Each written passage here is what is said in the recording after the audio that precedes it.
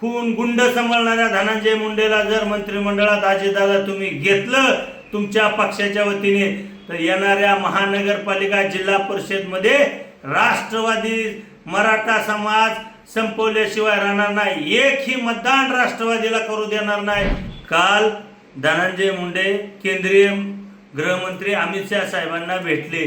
त्याच्या आदल्या दिवशी हा जातीवादी सुनील तटकरे आणि हा प्रफुल्ल पटेल हे दोघं भेटले होते. आणि या सुनील तटकरेने अमित शहा साहेबाची वेळ या धनंजय मुंडेला घेऊन दिली होती. आणि हा सुनील तटकरे आणि प्रफुल्ल पटेल अजितदादावर प्रेशर करत आहेत आणि धनंजय मुंडेला मंत्रिमंडळात घेण्यासाठी दबाव टाकत आहे.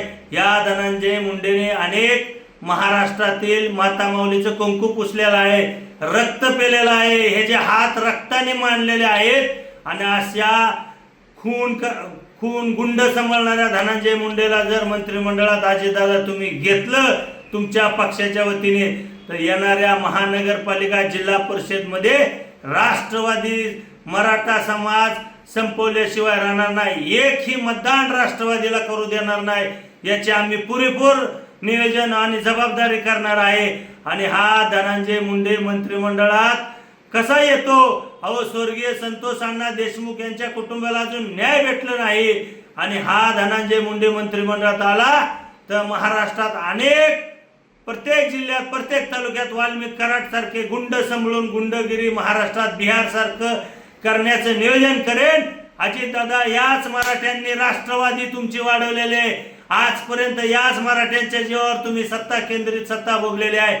आणि त्याच मराठ्यांच्या विरोधात जर धनंजय मुंडेला परत मंत्रिमंडळात घेतलं तर तुम्हाला तुमच्या राष्ट्रवादीला या महानगरपालिका जिल्हा परिषद मध्ये निस्तानुगत केल्याशिवाय हा मराठा समाज गप्प बसणार नाही.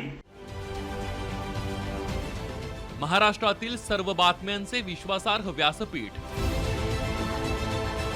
सकाळच्या सर्व सोशल मीडिया प्लॅटफॉर्मला लाईक, फॉलो आणि सबस्क्राईब करा. तसंच सर्व नोटिफिकेशनसाठी बेल आयकॉन प्रेस करायला विसरू नका.